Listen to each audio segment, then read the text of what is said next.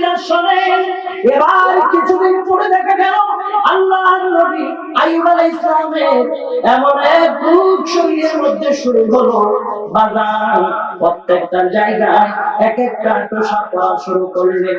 এত ব্যথা, এত যন্ত্রণা, পা নাড়াইতে পারে না। আল্লাহর নবীর ওই অবস্থা থেকে ওনার বাদশাহী চলে গেল। নবীজির এই অবস্থা থেকে চারজন বিবি থেকে অলরেডি তিনটা বিবি চলে গেছে। আমার বাজার এরপর আল্লাহর নবী আইয়ুব আলাইহিস সালাম আমার দয়াল আল্লাহরে ভুলে নাই, আমার আল্লাহরে ভুলে নাই। আল্লাহর নবী আইয়ুব আলাইহিস সালামের কাছে একজন বিবি রয়ে গেছে, ওনার নাম হলো হযরত রাহমা। আর জোরে বলুন সুবহানাল্লাহ। নামাজের ঘরে যেমন মুসিবত, নামাজের ঘরেও মুসিবত। এরকম সমাজ অনেক সময় থাকে না? শুক্রের ছেলে যেমন ক্যান্সার রোগী, নামাজের ছেলেও ক্যান্সার রোগী আছে না? তবে দুটোটাকে আল্লাহর গজব বলা যাবে? আওয়াজে বলুন, বলা যাবে? শুক্র, গোশকুর, জানাকুর, মতকুর, তার ঘরে যদি কোনো ধরনের মুসিবত আসে সেটা আল্লাহর গজব, আর যদি আল্লাহ আল্লাহর ঘরে যদি এই ধরনের মুসিবত আসে সেটা হলো আল্লাহর পরীক্ষা বলে বলুন সুবহানাল্লাহ। কারণ আল্লাহ তাআলা বলেছেন ওয়ালানাবলুওয়ান্নাকুম বিশাইইন মিনাল খাউফ ওয়াল জু'i ওয়া নাকসিন মিনাল আমওয়াল ওয়াল আনফুসি ওয়াস সামারাত ওয়া বাশশিরিস সাবিরিন। সুবহানাল্লাহ। আরেকটু বলুন না সুবহানাল্লাহ। আল্লাহ বান্দাকে পাঁচটা বিষয় পরীক্ষা করবেন। বলুন কয় বিষয়? পাঁচটা বিষয়। বান্দাকে যখন আল্লাহর ভালো লাগে, আল্লাহ বান্দাকে সর্বপ্রথম ভয় দিয়ে পরীক্ষা করবে। কি দিয়ে? ভয় দিয়ে। যেমন আমি ভালো কাজে নেমেছি, আপনি ঠিক করেছেন, আপনাকে বিভিন্ন ধরনের ফোনে হুমকি ধমকি আসবে, এখানে মসজিদের দরকার নাই, আর একটা আছে। আপনি মাদ্রাসা করেছেন, আপনাকে বলবে যে মাদ্রাসার প্রয়োজন নাই। আপনি মানুষকে দ্বীনের দাওয়াত দেন, নামাজের দাওয়াত দেন, হকের কথা বলেন, আপনাকে বহু ধরনের ধমকি আর হুমকি দিবে। নতুন পাগলে বাদ পায় না, পুরান পাগলে বাদ পায় না, নতুন পাগল আছে। কথা ঠিক কিনা? এইবারে বান্দা আল্লাহর দ্বীনের পক্ষে যখন কথা বলতে যাব, দেখানো হবে বিভিন্ন সময় প্রাণ নাশের হুমকি ধমকি তোমাকে দেওয়া হবে বান্দারে। এরপর আল্লাহ তাআলা তোমাকে দেখবেন আল্লাহর দ্বীনের উপর তুমি কতটুকু, আল্লাহর দ্বীনের উপর তুমি কতটুকু অটল আছো। আল্লাহ তাআলা বলেন এবার আমি আমার বান্দাকে পরীক্ষা করব পেটের ক্ষুধা দিয়া। বান্দা যখন আমি আল্লাহর জিকির করবে, বান্দা আমি আল্লাহর দ্বীনের উপর অটল থাকবে, আমার নবীর আদর্শের উপর জীবন বাস্তবায়ন, আমি আমার বান্দাকে গুনাহ যন্ত্রণায় কাতর করে ফেলবো। বান্দার পেটে খাবার থাকবে না, সংসারের মধ্যে অভাব ছাড়া আর কিছুই থাকবে না। এত অভাব অনটন দেওয়ার পরও আমি আল্লাহ বান্দাকে পরীক্ষা করব, বান্দা আমার প্রতি কতটুকু বিশ্বাস আমি তা দেখব। আল্লাহ তাআলা এবার বলে বন্ধু আমার, আমি শুধু ভয় দিয়ে খোদা দিয়ে নয়, আমি আমার বান্দার মাল সম্পদ পরীক্ষা করব। সুবহানাল্লাহ। অনেক মানুষ আছে আল্লাহর ডাকে, আল্লাহর জিকির করে আমার নবীর দুরূদ পড়ে, মানুষের হক মানুষকে বুঝাই দেয়, সমাজের হক সমাজকে বুঝাই দেয়। এরপরও দেখা যায় বান্দার কোটি কোটি টাকার মাল বিলীন হয়ে যায়, সম্পদের মধ্যে ঘাটতি এসে যায়। আল্লাহ তাআলা বলে এটা আমি আল্লাহর পরীক্ষা, বান্দা কি মালকে পছন্দ করে নাকি আমি আল্লাহকে পছন্দ করে, এটা পরীক্ষা করার জন্য ঠিকভাবে বান্দার কাছ থেকে মাল চিনিয়ে নেই। সুবহানাল্লাহ। যেমন আল্লাহর জন্য দিচ্ছেন আমার বন্ধু যার নাম আপনারা শুনেছেন হযরত আইয়ুব আলাইহিস সালাম। ওই আল্লাহর নবী আইয়ুব আলাইহিস সালাম আল্লাহ তাআলার একজন নবী ছিলেন, শাম রাজ্যের তিনি বাদশা ছিলেন। ঠিক কি না? শাম রাজ্যের তিনি বাদশা ছিলেন। আল্লাহর নবী আইয়ুব আলাইহিস সালাম শাম রাজ্যের বাদশা ছিল। ও বড় জমি ভর্তি মাল, নিজের তত্ত্বাবধানে ফসল ছিল, বিশাল গোডাউন ভর্তি রাষ্ট্রীয় মানুষ মানুষগুলোর খাবার দেওয়ার জন্য অল টাইম তার খাবার মজুদ ছিলেন। 4 জন বিবি ছিলেন, একটা পুত্র না 14টা সন্তান আল্লাহর নবী আইয়ুব আলাইহিস সালামের মধ্যে ছিল। সুবহানাল্লাহ। আল্লাহ তাআলা আইয়ুব আলাইহিস সালামকে এত বেশি পছন্দ করত, নূরানি জগতের ফেরেশতার কাছে আল্লাহর বন্ধুর প্রশংসা করে। নূরানি জগতের ফেরেশতারা আমার আইয়ুবের উপর আল্লাহ বেশি খুশি। আমার আইয়ুব এতগুলো সম্পদ পেয়েছে, এত ক্ষমতা পেয়েছে, এত সন্তান সন্ততি পেয়েছে, এরপরও আমার আইয়ুব আমি আল্লাহরে ভুলে নাই। আমি আমার আইয়ুবের উপর বেশি খুশি। জোরে কোন সুবহানাল্লাহ। এই কথা ইবনে শয়তান শুনে শয়তান আল্লাহ তাআলার কাছে গিয়ে বললেন, আল্লাহ আইয়ুবের কাছে দৌলত দিলা, আইয়ুবকে তুমি ইজ্জত দিলা, আইয়ুবকে তুমি পরিবারের সন্তান ভর্তি দিলা, তুমি কি মনে করেছো আইয়ুব তোমারে বলবে না? এই ধরনের মানুষের কাছে সব কিছু থাকলে বলার তো কোনো কথা না। একটা দুটো নিয়ে দেখো তোমাকে আইয়ুব ভালোবাসে নাকি ভুলে যায়। আমি আল্লাহর বিশ্বাস আমার আইয়ুব আমারে ভুলবে না। তোর যদি ইচ্ছা হয় আমার বন্ধুর পরীক্ষা কর, যদি পারো আমার বন্ধুর পরীক্ষা কর। এই আমার বন্ধুরা শুনে, নবীজির উম্মতরা শুনে, আল্লাহ তাআলা ইবলিস শয়তানকে চ্যালেঞ্জ দিয়ে দিয়েছে। ইবলিস শয়তান এবার পরীক্ষা করার জন্য উঠে পড়ে লাগলেন। এবার হঠাৎ করে দেখা যায় মাওলার পরীক্ষা শুরু হয়। বিশাল জমি, দনকে দূর জমি, যেই জমির ফসল সবুজ হয়ে আছে, হঠাৎ করে দেখা যায় কৃষক রাষ্ট্রীয় মসনদে এসে আল্লাহর নবী আইয়ুব আলাইহিস সালামকে কইলেন, ওগো আল্লাহর নবী, আপনার বিশাল জমির মধ্যে এক ধরনের পোকা ধরে সব ফসলগুলো নষ্ট হয়ে গেছে। একটা ফসলও ভালো নাই, একটা ফসলও ভালো নাই। আল্লাহর নবীর কাছে যখন মেসেজ পৌঁছাইলো, নবী আমার আইয়ুব আলাইহিস সালাম বললেন আলহামদুলিল্লাহ, সুবহানাল্লাহ। আল্লাহর নবী বললেন আলহামদুলিল্লাহ। এবার আমার ভাইরা, ইবলিস শয়তান বড় দুনকে দুন জমির ফসল শেষ। ইনি তো দুঃখ প্রকাশ না করে আল্লাহর শুকরিয়া আদায় করেছেন। ঘটনাটা বুঝলাম না। লোকজন যখন জিজ্ঞেস করে, রাখাল এবং কৃষকেরা যখন জিজ্ঞেস করে, জবাব দিয়েছেন আল্লাহ তাআলা ইবাদত করার জন্য আমি যা সময় পেয়েছিলাম, বিনষ্ট যখন হয়ে গেল, যেই টাইম আমি বাগানে দিতাম, এই টাইমটা না এখন আমি আল্লাহ জিকির করে কাটাবো। সুবহানাল্লাহ। আমি এখন আল্লাহর ডেকে ডেকে ওই সময়গুলো আমি ব্যয় করব। মাল নাই তো কি হলো, আমি তো আছি, আমার আল্লাহরে ডাকতে পারবো। আমার মালের দরকার নাই, আমার দরকার হলো আমার মাওলার দয়া। বলুন না সুবহানাল্লাহ। এ ভাই আমার, আমার ঘরে যদি অভাব বেশি যায়, আমার ঘরে যদি ক্ষুধার যন্ত্রণা 2 দিন হয়, আমি আপনি আল্লাহরে বলে যাই।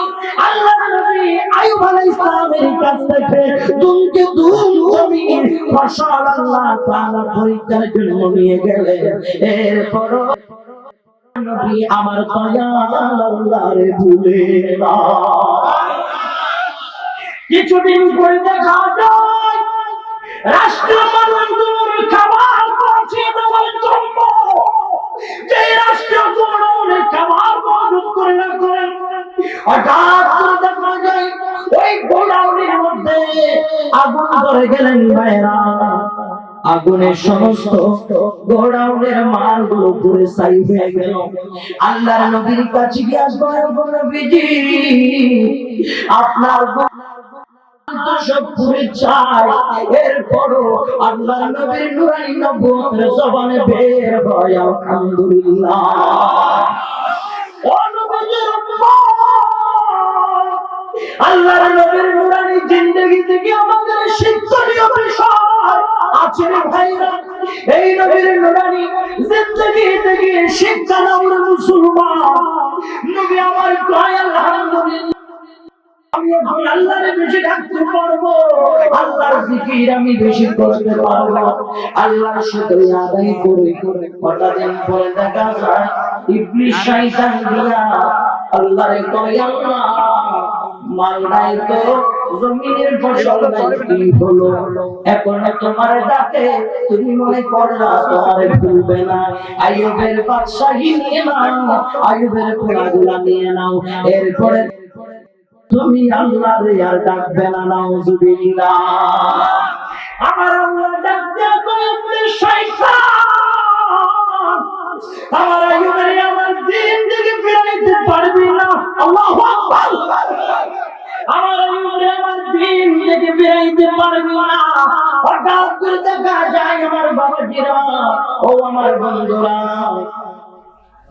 আল্লাহর নবী আইয়ুব আলাইহিস সালামের 14টা বাড়ির ভিতরে পড়াশোনা করে এমন টাইমে দেখা যায় দিন 10 পড়ে আল্লাহর নবী আইয়ুব আলাইহিস সালামের 14 জন সন্তান বিল্ডিং এর নিচে দামা চাপা পড়ে শাহাদাত বরণ করলেন। ইন্না লিল্লাহি ওয়া ইন্না ইলাইহি রাজিউন। আল্লাহর নবীর কাছে বার্তা আসলো, খবর আসলো, আল্লাহর নবী এখনো কয় আলহামদুলিল্লাহ। ওগো নবীজি কলিজার টুকরা সন্তান করে গেল, এখন আলহামদুলিল্লাহ কোন কারণে নবী ও আল্লাহর নবী কয় এই সন্তানগুলো দুনিয়ায় থাকলে তাদের জন্য যে সময়টা আমি বাবা আইয়ুব আলাইহিস সালামের ব্যয় হতো, এই সময়টা না নিয়ে তো আমি আইয়ুব নবী আমার আল্লাহর জিকিরে ব্যয় করব। সুবহানাল্লাহ। এখন আমার সন্তান নাই তো কি হলো, আমার আল্লাহ তো আছে। আমারে আরো 14টা সন্তান দিতে পারে কি পারে না? আওয়াজ বলুন পারে কি না? আজকে মুসলমানের সেই বিশ্বাসটা, ইমানদারের সেই বিশ্বাস করে যাওয়ার কারণে ঈমান দুর্বল হয়ে যায়। আমরা যদি একটা সন্তান আমাদের ঘরে যদি বিবির কাছে যদি না হয়, আমরা দুটো ডাক্তারের কাছে যাই, অনেক সময় নিজের বিবির তালাক দিতে বাধ্য হয়ে যায়। বলে যাই না, বলে যাই না। আল্লাহ তাআলা চাইলে দয়া করে মেহেরবানি করে আল্লাহ মেহেরবানি শিলায় বৃদ্ধ বয়স খোলা দিতে পারে কি পারে না? আওয়াজ বলুন পারে কি না? নবী আমার আইয়ুব আলাইহিস সালাম কয় আমার কোনো দুঃখ নাই, এই টাইম গুলো আমার আল্লাহর জিকির আমি কাটাবো। সুবহানাল্লাহ। এই সময় আল্লাহর জিকির কাটাবো। ও জানেরা, আমার মুরব্বিরা শুনেন, এবার কিছুদিন পরে দেখা গেল আল্লাহর নবী আইয়ুব আলাইহিস সালামের এমন এক রূপ শরীরের মধ্যে শুরু হলো বাজার, প্রত্যেকটা জায়গায় এক একটা টোষা করা শুরু করলেন। এত ব্যথা, এত যন্ত্রণা, পা নাড়াইতে পারে না। আল্লাহর নবীর ওই অবস্থা থেকে ওনার বাদশাহী চলে গেল। নবীজির এই অবস্থা থেকে 4 জন বিবি থেকে অলরেডি 3টা বিবি চলে গেছে। আমার বাজার এরপর আল্লাহর নবী আইয়ুব আলাইহিস সালাম আমার দয়াল আল্লাহরে ভুলে নাই, আমার আল্লাহরে ভুলে নাই। আল্লাহর নবী আইয়ুব আলাইহিস সালামের কাছে একজন বিবি রয়ে গেছে, ওনার নাম হলো হযরত রাহমা। আর জোরে বলুন সুবহানাল্লাহ। একজন বিবি রয়ে গেছে, বাকি 3জন চলে গেছে। 2 জন ঘরের মধ্যে বাদ দিয়ে আলাদা হয়ে গেল। আল্লাহর নবীর বিবি হযরতে রাহমা যখন তাদের জিনিসপত্র ব্যবহার করে, বাকি দুই বিবি কর আরে আমাদের জিনিসে তোমার হাত লাগাইও না। কয় কেন, ঘটনাটা কি, কারণ কি? কয় তোমার হাত দিয়া আইয়ুব নবীর সেবা করো, ওনার শরীরের রূপ জীবাণু যদি লেগে যায় তাহলে আমরাও চলে যাব। কিন্তু ওই আইয়ুব নবীর বিবি নিজে চলে যাবে সেই চিন্তা করে নাই, মুসিবতের মুহূর্তে নিজের স্বামীরে ফেলে যাই নাই। সুবহানাল্লাহ। পর্দার ভিতরে যদি মারা করে মা, আল্লাহর নবীর বিবি হযরত রাহমা থেকে শিক্ষা গ্রহণ করে মা। স্বামীর কাছে টাকা পয়সা থাকলে স্বামীর পাশে থাকবো, আর যদি স্বামী টাকা নাই তো পয়সা নাই, শারীরিক দিক দিয়ে উইক হয়ে যায়, ওই মুহূর্তে প্রাণের স্বামীকে ফেলে চলে যাবেন না। এটা কোন ইমানদার আল্লাহ ওয়ালা মহিলার চরিত্র না, ঠিক কিনা? এই হযরত রাহমা এত মুসিবতের সময় নবী আলাইহিস সালাম বলে তিনি চলে যায় নাই। আল্লাহ নবী জিজ্ঞেস করলেন, এ বিবি সব তো ছেড়ে চলে গেল, তুমি কি চলে যাবা নাকি? কই নবী গো, না না আমি আপনাকে ছেড়ে যাব না। জীবনের আল্লাহ রাসূলের পরে শেষ দৌলত। সুবহানাল্লাহ। এবার দেখেন বন্ধু আমার, আল্লাহ নবী আইয়ুব আলাইহিস সালামের কি করুণ দশা শুরু হয়ে যায়। শরীর নাড়াইতে পারে না, হাত নাড়াইতে পারে না, সমস্ত শরীরের মধ্যে তোষা পড়ে গেছে, শরীরে ব্যথা পছন্দ হয়ে গেছে, পোছা লেগে গেছে। আমার বাবা আল্লাহ আল্লাহ আল্লাহ আল্লাহ আল্লাহ বলে বলে আমার মাওলার জিকির করে, আল্লাহর জিকির করে। হঠাৎ করে দেখা যায় শহরের মানুষগুলোকে শয়তান এসে ধোঁকা দেয়। এই শহরের মানুষ, সিটির মানুষ, এই বেলাটা যদি এই দেশে থাকে শহরের একজন মানুষ তোরা বাঁচবি না।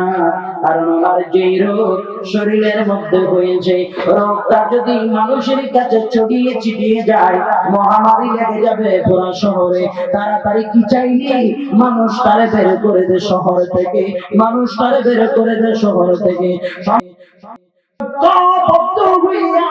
আল্লাহর নবী আইয়ুব আলাইহিস সালামের কাছে এসে কয়, আপনি এখান থেকে শহর ছেড়ে চলে যাবেন, এখানে থাকবেন না, শহর ছেড়ে চলে যাবেন, এখানে থাকবেন না। এই কথা আলটিমেটাম দিয়ে জনগণ চলে গেল। আল্লাহর নবীর বিবি চিন্তা করে মুহূর্তে, আমার স্বামী এত সুস্থ, ওনারে নিয়ে আমি কই যাব, কই যাব। একদিন পরে ওই জনগণ আবার আসিয়া হযরত আইয়ুব আলাইহিস সালামের বিবির কয়, এই শহরে যদি দেখি তাইলে জিন্দা মাথার ভিতর ফুটে ফেলবো এবং তোমাকে শারীরিকভাবে লাঞ্ছিত করা হবে। এখানে যেন কালকে তোমার দেখা না যায়, তোমার স্বামীর যেন দেখা না যায়। তাড়াতাড়ি নিয়ে যাবা, তাড়াতাড়ি নিয়ে যাবা। আমার বাজান নবীজির বিবি দুই চোখের পানি ছেড়ে দিয়া আমার আল্লাহর কাছে কেঁদে কেঁদে কয়, আল্লাহ গো আমাদের কেউ তো তুমি আছো। আল্লাহ আমার সুস্থ স্বামীর আমি কই যাব,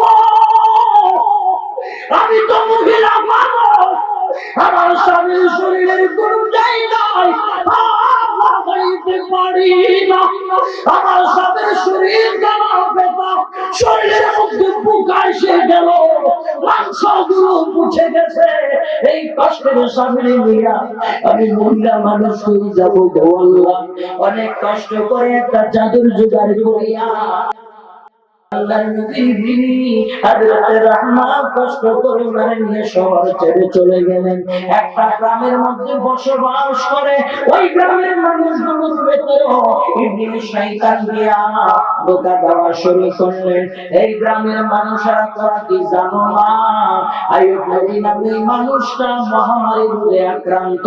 তার রোগটা যদি গ্রামের কারো কাছে যদি চলে যায়, এই গ্রামের একটা মানুষও জোরে সোরে কন্যা নাউযুবিল্লাহ গ্রামের মানুষের কাছে বুড়ার বেশি শয়তান বলার পরে গ্রামের মানুষেরা তো এই কথা তো সত্য, এই রোগীর কানে রাখা যাবে তা বলে না, রাখা যাবে না।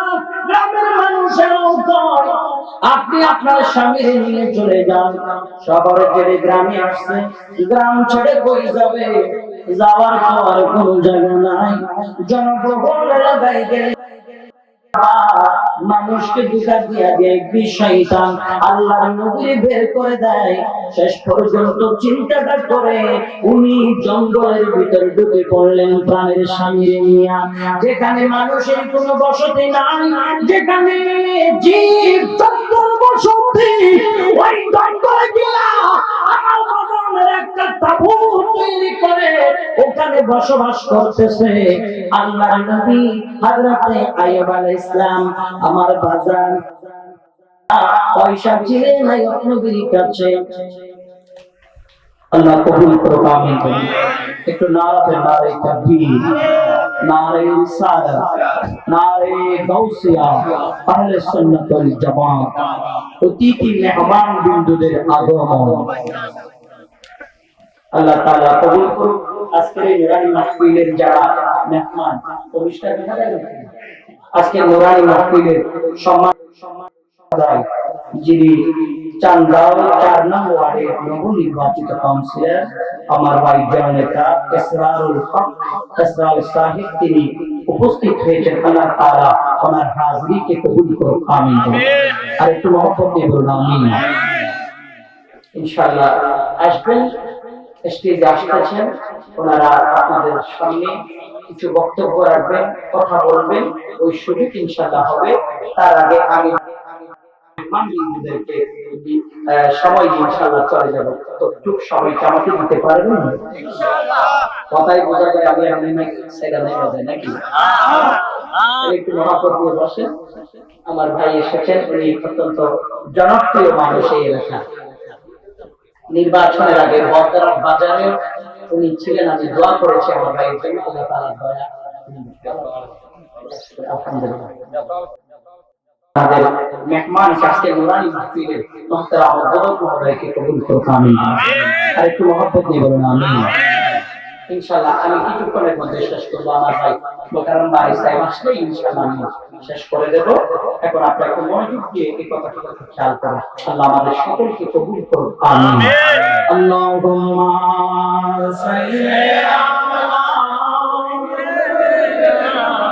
মাওলানা মুহাম্মদ ওয়া আলা আলিহি।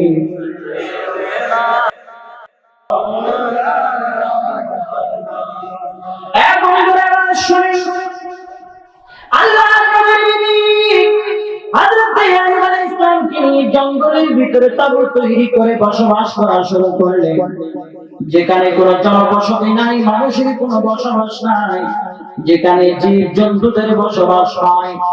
কিছু সম্বল ছিলেন, টাকা, এগুলো দিয়ে স্বামীর জন্য প্রতিটা টাইমে টাইমে খাবার তিনি আনতেন। সুবহানাল্লাহ, আরে তুজরে কন্যা সুবহানাল্লাহ। এরকম স্ত্রী সমাজে খুঁজে পাওয়াটা বড় কষ্ট, কথা বলেন ঠিক কিনা? আমাদের সমাজে নাই। স্বামী শারীরিক ভাবে যতদিন সুস্থ থাকবে, বিদেশ থেকে টাকা যতদিন পাঠাইতে পারবে, ততদিন স্বামীর খুব খেদমত চলে। আর স্বামী যদি কোন রকম দুর্বল হয়ে যায়, টাকা পয়সা হারিয়ে ফেলে, সব মহিলারা এমন কিছু আছে স্বামীর খেদমত আর করে না, বৃদ্ধ আঙ্গুল দেখাইয়া চলে যায়। কথা কোন ঠিক কিনা? আওয়াজ বলেন না ঠিক কিনা? এ মুসলমান জেনে রাখবেন, দাজ্জালের সবচেয়ে বড় হাতিয়ার হলো নারীদেরকে ব্যবহার করা, ঠিক কিনা? দাজ্জাল আসার আগে নারীদের ভিতরে সাতটা কালচার থাকবে, তার ভিতরে নাম্বার 1 কালচার হলো স্বামী যখন নিজের মা বাবার জন্য বিবির মাথা নষ্ট হয়ে যাবে, আর যদি বউয়ের জন্য যদি ব্যয় করে তখন তো খুশি হয়ে যাবে। এটা হলো দাজ্জালের নমুনা। দাজ্জাল মার্কা মহিলা আমাদের সমাজে আছে না নাই? আওয়াজ বলেন আছে না নাই? সব মহিলা মারে বাজার, সব মহিলা যদি হয় আল্লাহর ওলি সাজি বাবা কেবলা কার পেট থেকে আসছে, ঠিক কিনা? আমি আমার মাদের মধ্যে বিনয় রহমান করে বাবা যদি শুনে থাকো কালচার যদি আপনার সেটা থাকে আল্লাহর কাছে তাওবা করো, আল্লাহ তাআলা মাফ করে দিবে। এখন তাওবার দরজা খোলা, আল্লাহর কাছে ক্ষমা চাও, আল্লাহ তুমি আমাদেরকে মাফ করে দাও। এমন ইজ্জত এবং বেহায়া বাড়ায়ো না যেটার দ্বারা তোমার হাবিব বেজার হয়ে যাও। এই মহিলা আল্লাহর নবী ইসলামের সেবা যত্ন করা শুরু করলেন। প্রতিদিন খাবার আনতেছে, খাবার খাইতেছে। কটা দিন পরে দেখা যায় যা টাকা পয়সা ছিলেন নাই, খাবার আনার মতো তেমন কোনো টাকা পয়সা নাই। হযরত তাইব নবীর কাছে ওনার প্রাণের বিবি রাহমা বললেন, স্বামী রে, যা টাকা পয়সা ছিল সমস্ত টাকা পয়সা গুলো শেষ হয়ে গেছে। আপনার আমার জন্য খাবার জোগাড় করার মতো কোনো টাকা আমার কাছে নেই। ও প্রাণের স্বামী, আপনি যদি অনুমতি প্রদান করেন বাড়িতে গিয়া কাজের বুয়া হইব। আল্লাহু আকবার। আমি মানুষের বাড়িতে গিয়া কাজের বুয়া হইব। স্বামী কয়টা মহিলা আছে, কয়জন আছে, আমার ভাইজান কই স্বামীরে আপনার মুখে খাবার উঠাই দেওয়ার জন্য মানুষের বাড়িতে গিয়া কাজের বুয়া হইব। আমার বাবারে এমন টাইমে আল্লাহ নবী ইসলাম কয়, আপনাদের বিবিরে আমি সাম্রাজ্যের বাদশা, তুমি বাদশার কন্যা, তোমার রাজরানীর চুই থাকে, তোমার শরীরে রাজরানীর পোশাক থাকে, তুমি মানুষের বাড়িতে গিয়ে বুঝে কাজ করবার বিবি। হযরত রাহমান ডাকতে কই, স্বামী আমি আমার কষ্টের বিনিময়ে যদি আমার প্রাণের স্বামী যদি মুখে আমার যদি উঠাই দিতে পারি, এটাই আমার জীবনের সবচেয়ে বড় সফলতা, এটাই আমার জীবনের বড় সফলতা। আমার বানানো বন্ধুরা, এই স্ত্রী কাজের বুয়া সেজে গেল, ইবলিস শয়তান ওই মানুষের ঘরে গিয়ে ধোঁকা দেওয়া শুরু করলেন। নাউজুবিল্লাহ। আর জোরে বলুন না নাউজুবিল্লাহ। মানুষের বাড়িতে গিয়ে ধোঁকা দেওয়া শুরু করলেন। মহামারী রোগী, করোনা রোগী তোমাদের ঘরে কাজের বুয়া হিসেবে রেখেছো। জীবন যদি পুরুষ বাচ্চাদের মধ্যে রেখে যায়, ঘরের একজন বাসবা বুদ্ধি আছে তো তাড়াতাড়ি বিদায় করে দাও। আল্লাহর নবীর বিবি হযরত রাহমাকে সেটা করে দিলেন। ভাইজান চাকরিও চলে গেলেন, যা টাকা পয়সা জমা ছিল সেগুলো চলে গেল। আল্লাহর নবী খাবার কোথা থেকে দিবে? একদিন আইয়ুব নবী ডাক দিয়া কয়, রাহমা রে, আমারে পারে একটু খাবার দাও। হযরত রাহমা চোখের পানি ছেড়ে দিয়া কয়, স্বামী গো, আপনাকে খাবার দেব এমন কোনো টাকা পয়সা এখানে নাই, ঠিক আছে আমি দেখি আপনার জন্য খাবার জোগাড় করা যায় কিনা। এই বিবি হাট বাজারে গিয়া নিজের মাথা করে প্রাণের স্বামীর জন্য খাবার আনতেছে। এমন একটা কথা মনে রাখবেন, এখানে আইয়ুব নবীর শরীয়তে মহিলার মাথার চুল বিক্রি করা যায় না। আমার নবীর উম্মতের নারীদের চুল বিক্রি করা যায়? কথা বলেন, জায়েজ আছে?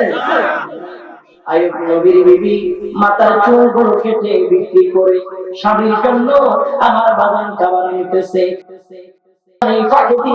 নবী আমার একবার ইসলামের কাছে এসে কয় কি, মানুষের বেশ ধরিয়া, ও নবী গো, আপনি একজন আল্লাহর নবী হইয়া আপনার বিবি আর একজনের বাড়িতে চুরি করতে গেছে।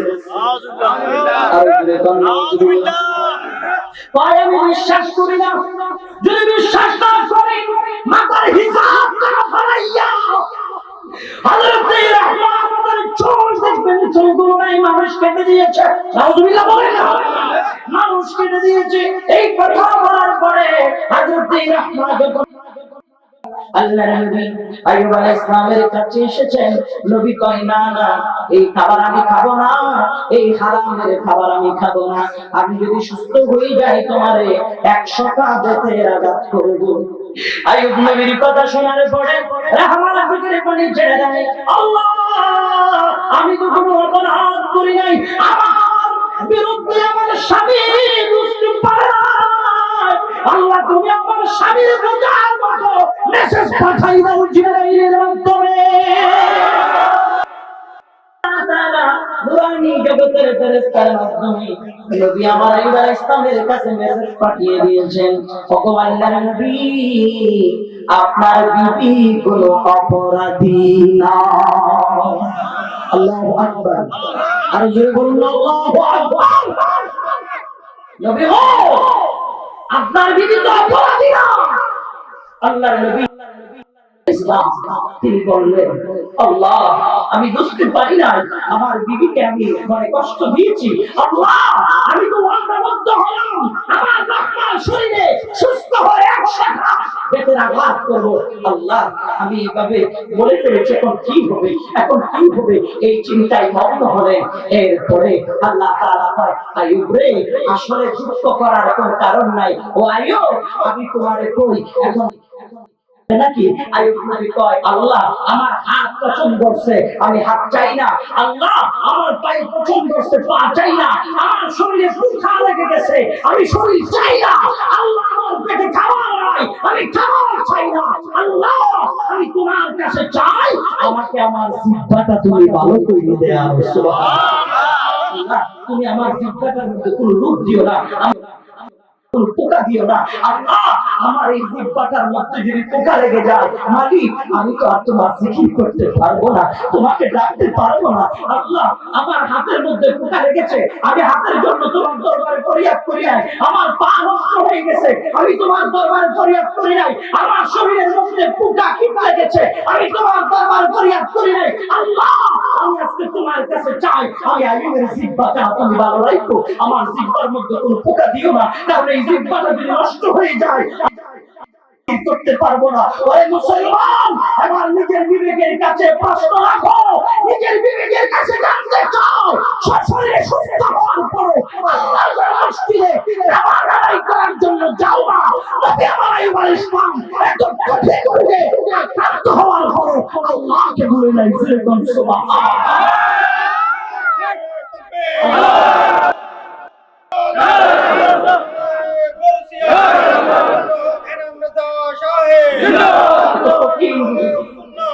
আক্রান্ত হওয়ার পর আল্লাহরে বলে দেয়, আর আমাদের শরীর সুস্থ, আমাদের মস্তিষ্ক ভালো, আমাদের শরীরে শক্তি আছে, আমাদের সামর্থ্য আছে। এরপরে আমার মতো মুসলমান আল্লাহর ঘর মসজিদে টাইলস লাগিয়েছি, আল্লাহর ঘর মসজিদে সি লাগিয়েছি, আল্লাহর ঘর মসজিদে আইপিএস লাগিয়েছি, কারুকার্য মৌসুমে নিচে গরম গরম কার্পেট বিছিয়ে দিয়েছি। এরপর আল্লাহর ঘর মসজিদে আমরা যাই না। আমার মতো পুরা কপালওয়ালা জগতের কয়েকজন আছে, আমি তো সবচেয়ে বড় পুরা কপালওয়ালা, যাকে আল্লাহ সার্বিক শক্তি সামর্থ্য সবকিছু দেওয়ার পর আল্লাহ জিকির করতে পারে নাই। তার চেয়ে বদনসিব আরেকজন হতে পারে? কথা বলুন, পারে? আল্লাহর নবী আইয়ুব আলাইহিস সালাম আল্লাহর ডাক দিয়ে কয়, আল্লাহ আল্লাহ আমি তো চাই না, আল্লাহ আমি কিছু চাই না, আমার এই জিহ্বাটা চাই শুধু তোমার ডাকার জন্য। সুবহানাল্লাহ। আল্লাহ শুধু তোমাকে ডাকার জন্য।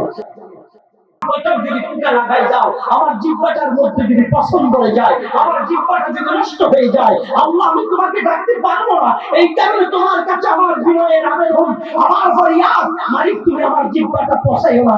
আল্লাহ কয়, ও আইয়ুব রে, তোমার উপর আমি এত বেশি খুশি, আগেও ছিলাম এখনো আছি, মাঝখানে তো একটা আমি মাওলার পরীক্ষা ছিল। সুবহানাল্লাহ। এখন আমি তোমার কই, আইয়ুব তোমার কি লাগবে? আল্লাহ আমার কিছু লাগবে না।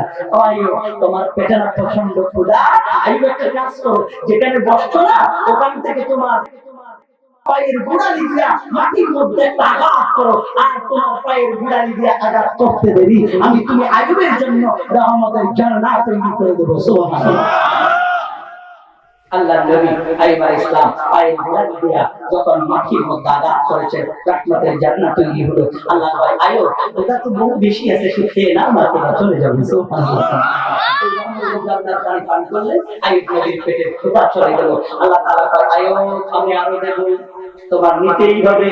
ওই পানি দিয়ে একটু শরীরের উপর, যে শরীরটা অসুস্থ ছিল, তুমি একটা রুটি করে জবাব করার মতো এনার্জি শক্তি তোমার শরীরে ছিল না। আইয়ুব রে, একটু পানি যখন এই জান্নাত থেকে নিয়ে তোমার শরীরের উপর ঢেলে দিবা, তোমার শরীরটা 18 বছরের যুবকের মতো তরুণ তাজা হয়ে যাবে।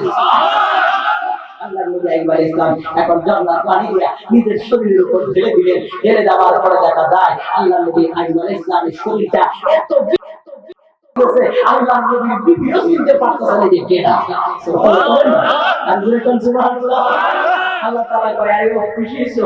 আল্লাহ আমি তো আগেও খুশি ছিলাম, আমি তো বেজার কোনো সময় ছিলাম না। আইয়ুব আমি সেটা জানি বিধায় তো তোমার আমার দেয়া শুরু করেছি। আইয়ুব বাড়ি করে কাজ করো, তোমার যে জমিতে ভুল জমির মধ্যে ফসলগুলো আমি নষ্ট করে দিয়েছিলাম, এটা তো আমি আল্লাহর একটা পরীক্ষা ছিল।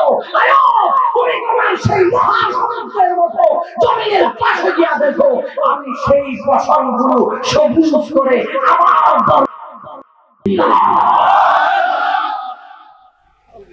আল্লাহ তাআলা বলেছেন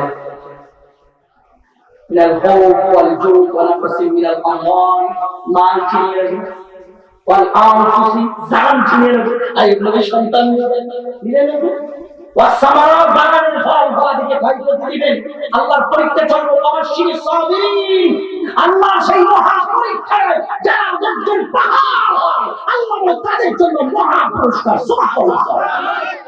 নবী আমার আইয়ুব আলাইহিস সালামকে আল্লাহ ডাক দিয়া আইয়ুব রে সেই বাগানে গিয়ে দেখো, তোমার জমিতে গিয়ে দেখো ফসলগুলো তরতাজা এখনো রয়ে গেছে। আইয়ুব আমি তোমার জন্য রেডি করে রাখছি। সুবহানাল্লাহ। এই ভাইজান আল্লাহ তাআলার কাছে সবর করলে আল্লাহ দেয় কি দেয় না? আওয়াজ বলুন দেয় কি না? বাগানে ফল ছিল না, ঘরের মধ্যে মানুষ ছিল না, পেটের সন্তান ছিল না, রাজত্ব ছিল না, শরীর সুস্থ ছিল না, সব কিছু যাওয়ার পরও ধৈর্যের পাহাড় ছিলেন। আল্লাহর মহা পুরস্কার, মহা পুরস্কার, মহা পুরস্কার। এখন যদি বলে আল্লাহ কি, আল্লাহ কোন আয়াতের মধ্যে বলে ইন্নাল্লাহা মা'আস সাবিরিন, ধৈর্যশীলদের পাশে আমি আল্লাহই থাকি। সুবহানাল্লাহ।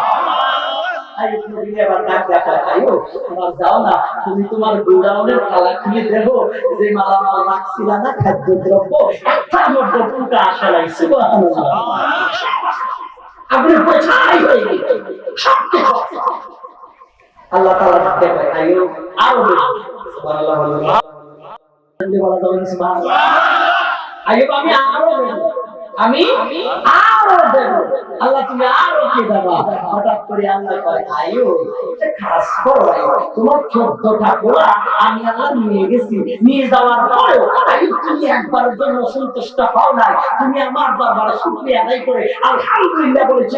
আইয়ুব নেই তোমার সেই জমানের ভাষা আমার কাছে খুব বেশি পছন্দ হলো। আইয়ুব তুমি একটা কাজ করো, যেই বিল্ডিংটার দামা সাবা করে তোমার 14 জন সন্তান শাহাদাত বরণ করলো, ওই তোমার প্রতিটা সন্তানের নাম ধরে ডাক দেবা, তোমার জবানে ডাক দিতে দেবি, আমি আল্লাহ সন্তানগুলোকে চিন্তা করে তুমি উঠাই দিতে দেরি করব।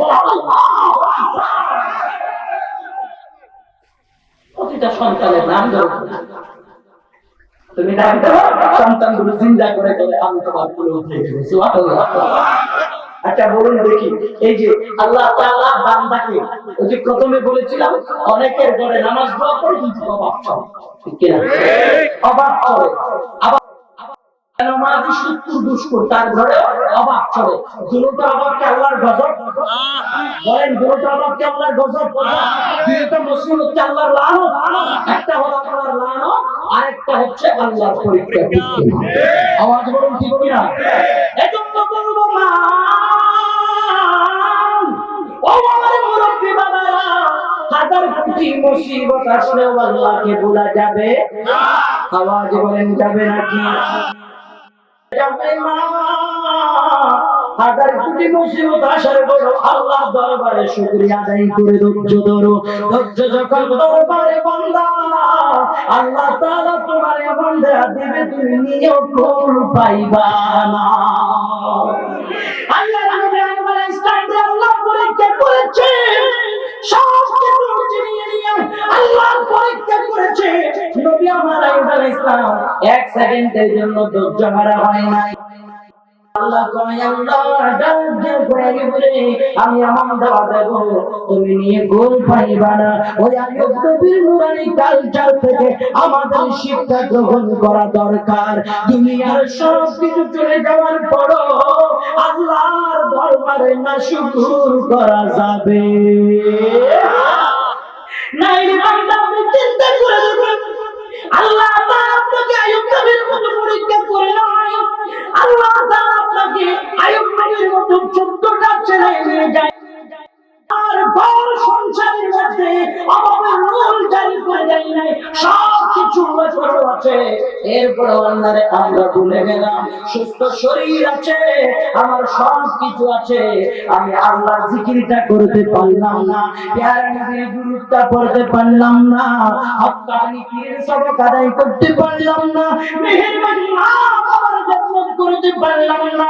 আল্লাহর নির্দেশ অনুসারে আল্লাহর সৃষ্টির যেই বিধানগুলো আল্লাহ এক একটা রেডি তৈরি করে দিয়েছে, তাদের সাথে আমি ভালো আচরণ করতে পারলাম না। বান্দা তোমার হৃদয় কানা যখন পাথর হয়ে যাবে, এ বান্দা তোমার পাথরের মতো হৃদয় কানা কোমল নরম যদি করতে হয়, সুযোগ যদি পাও, সপ্তাহে একবার করে চট্টগ্রাম মেডিকেলে চলে যাও। এই বান্দা চট্টগ্রাম মেডিকেলে চলে যাও, মানুষের কাছে কঠিন টাকা আছে, একবার মনোযোগ দিয়ে হৃদয়ের কান লাগিয়ে শোনো, অনেক টাকা আছে, লিভার ক্যান্সার। লিভার ক্যান্সার হওয়ার কারণে মন চায় একটা দেশে মুরগ ঘোড়া করে খাবে, ব্যথার টাকা আছে, দৌলত আছে, কিন্তু গুনা মুরগির মাংস গালে দিয়ে খাইতে পারে না।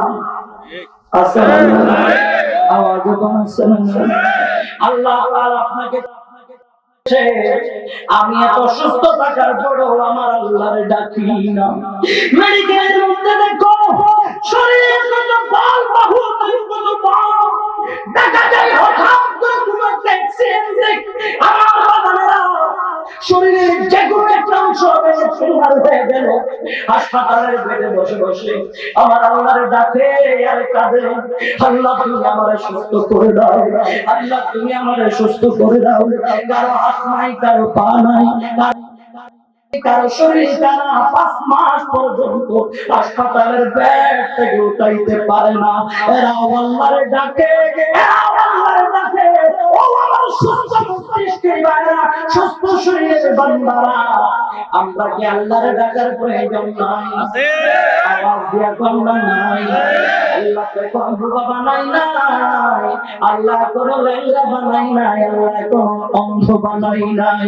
এই সুস্থ শরীর নিয়ে যদি আল্লাহরে না এই সুস্থ শরীর নিয়ে যদি আমার আল্লাহর জিকির, আমার নবীর দুরূদ যদি না পড়ো, তাইলে বান্দা কাল কিয়ামতের ময়দানে আমার দয়াল আল্লাহর সামনে তোমার চেহারা দেখাইতে পারবা না। বলেন পারা যাবে? আওয়াজ বলেন না পারা যাবে? এই আমার বাবা আল্লাহ যা হায়াত দিয়েছেন, আওয়াজ বলেন আছে। আমি আমাদের স্টেজে ওয়াজ করি, আপনারা এখানে বসে শুনেন। আমি কি চ্যালেঞ্জ করে বলতে পারবো স্টেজ থেকে উঠে আবার পরিবারের কাছে চলে যাব? এটা বলার ক্ষমতা আমার কাছে আছে? আপনি এখান থেকে বাসায় যাবেন, ক্ষমতা আছে বলা? যদি আল্লাহ আপনার হায়াত দেয় তাইলে যেতে পারবেন, ঠিক কিনা? কারণ আমার বান্দারে মনে রাখবেন, আমার ভাইজান, আল্লাহর বান্দারা শুনেন, আল্লাহ তাআলা আপনার পেছন পেছন মালাকুল মউত ঠিক করে রেখেছেন। মালিক সাথে সাথে প্রাণ বাড়ি ছিনিয়ে নিয়ে যাবে, ঠিক কিনা?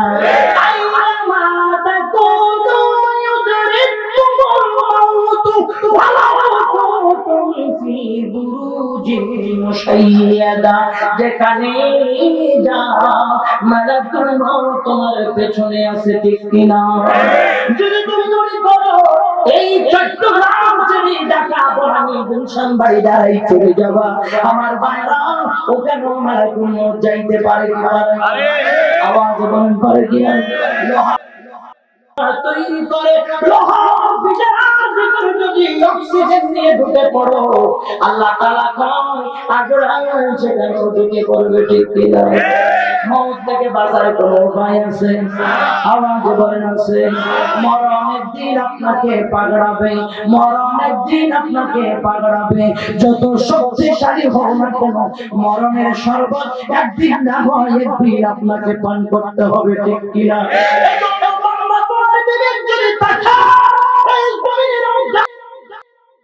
আল্লাহর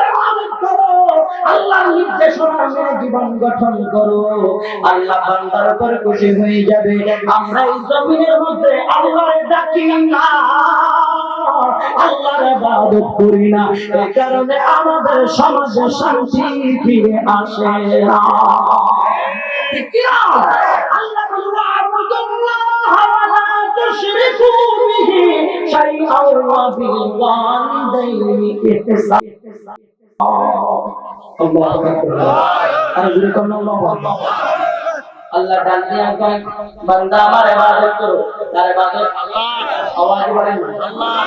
সবাই শাহাদাত আঙ্গুলটা তুলে একটু আল্লাহ দিকে তাকায় বলেন তো আল্লাহর ইবাদত কার ইবাদত? আল্লাহর ইবাদত। আল্লাহর ইবাদত করো, তার সাথে কাউকে শরীক করিও না, আর করিও না। প্রাণী বলো, প্রাণহীন বলো, আল্লাহর রুবুবিয়ত বলো, ইবাদত বলো, কোনটার সাথে শামিল করা যাবে যাবে না কি ভাই? আমি আমার নেতার জিকির কইলে যতবার করি, আমি আমার দোকানের মালিকের জিকির যতবার করি, আমি আমার সমাজের হত্যাকারীর জিকির যতবার করি, আমি আমার বন্ধু বান্ধবের করি, ততবার যদি আমার আল্লাহর জিকির করলে আল্লাহ গজব দিত না। কিন্তু বান্দার কাছে বান্দার গুরুত্ব বেশি। এই বান্দা তুমি মনে রেখো, অভাবে পড়ে গেলে তোমার মালিকের কাছে যাবা, আমার মাঝে মুসিবতে পড়ে গেলে তোমার মালিকের কাছে যাবা, গিয়ে যদি কও আমার ভালো সুস্থ, আমার কিছু অ্যাডভান্স টাকা দেন, ভাই কথা কোন ঠিক কিনা? দ্বিতীয়বার গেলে কয় টাকা নাই, তৃতীয়বার কই গেলে কয় হাজার দিবি না, তারা দিবি না, জ্বালাইবি না, চতুর্থবার গেলে দারোয়ানকে বলবে গাল ধাক্কা করে বের করে দে। এর বাজার যার জন্য তুমি পাগল, সে তো সেবারে সহ্য করতে পারে না যে আল্লাহর জিকির তুমি করো না, মুসিবতে পড়ে আমার আল্লাহ বেশি খুশি হয়।